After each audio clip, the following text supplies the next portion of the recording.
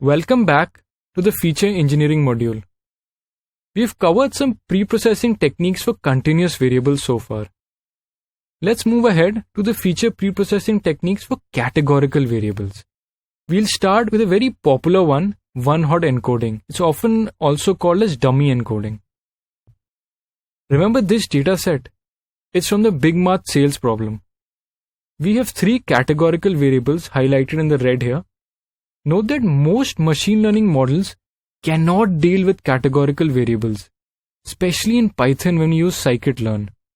So we need to convert these categorical variables into numeric values. Let's pick the outlet size for now.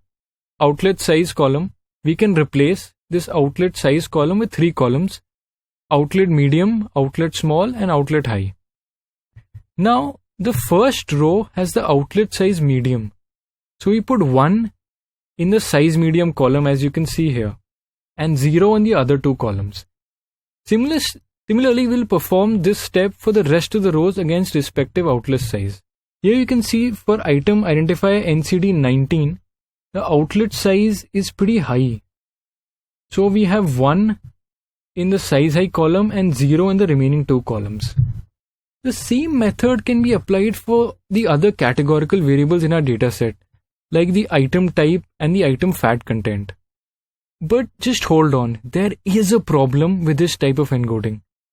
The item type does not have an order. As you can see, it just says names of items like dairy, soft drinks, meat, and we can't really say that there's an order to them. But the categories in outlet size and the fat content do have an order. For outlet size, small, medium, and high have an order in them, right? And by using one-hot encoding, we are actually losing this information. Such variables which have an order between them are called ordinal variables.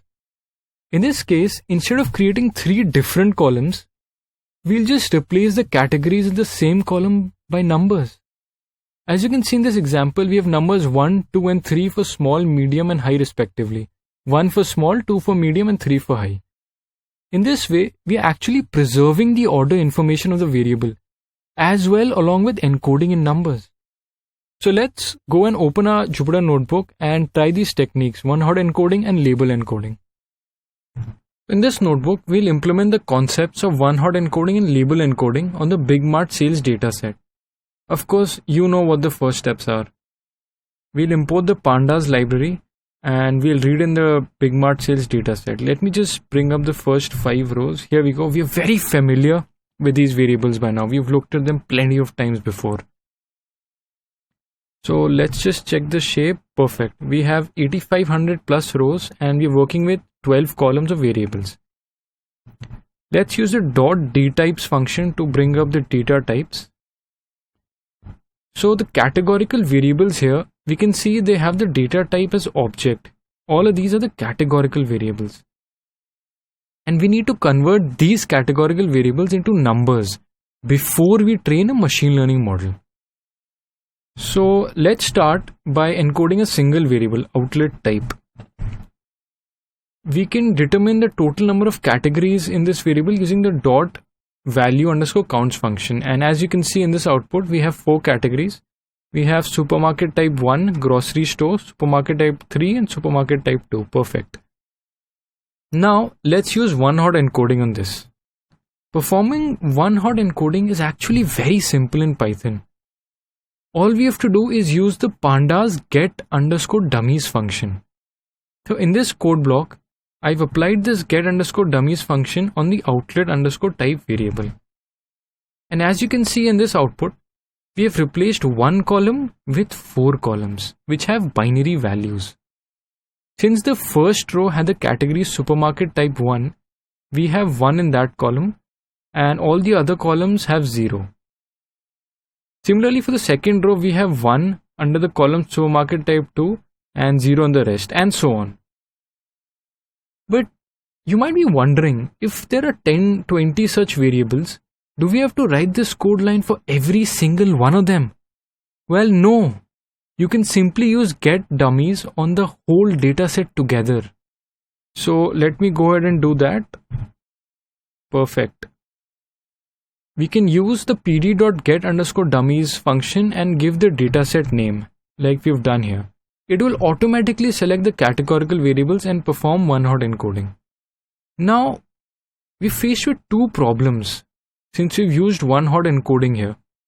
First is that all the categorical variables are converted into 0 and 1, which results in a loss of some important information.